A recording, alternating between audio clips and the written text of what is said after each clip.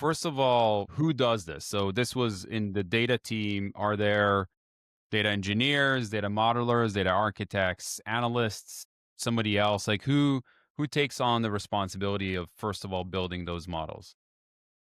So it depends on the data team. Like I've seen data teams where it's all data engineers, Mm-hmm.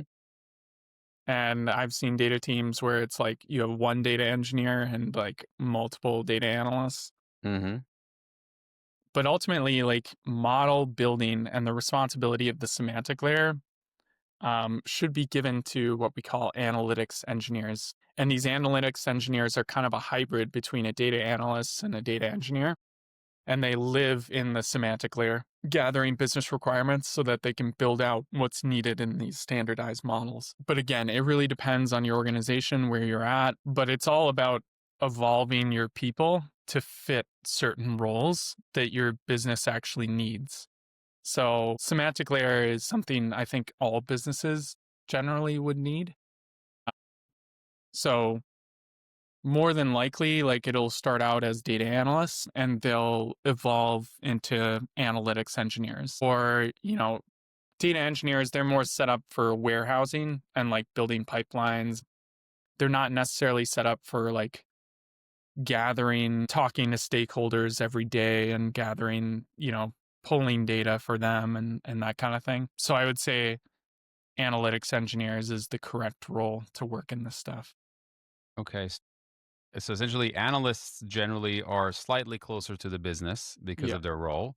Yeah. Data engineers are slightly away from the business because of their role, because they're building the warehouse and the pipelines. Analytics engineers are sort of a good middle, which is a role that DBT kind of pushed very strongly, and now we talk about analytics engineers, a lot thanks to DBT. In that team that you built, did you find that you ended up hiring an analytics engineer and say, okay, your job is going to be to build these models in the semantic layer? That one of your existing people, you sort of moved into it. Like, how did that work? Maybe if you could share. I think with data teams in general, if you have like a data team and it's mostly senior data analysts or, initially when we started building these models, I'll just put it this way. When we started building these models, they were learning how to build models. We were all building them together essentially.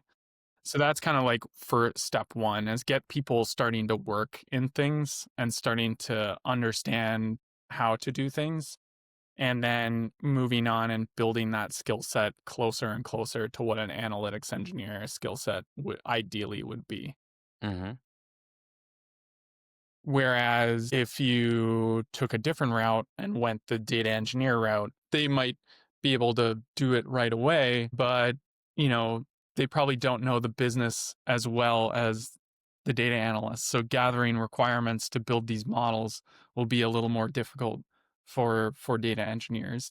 So in the past, I've taken the approach of, hey, I'm going to train my team how to do this, and slowly but surely they'll evolve into this role. Because data analysts in general, their role over time is going to be more depleted,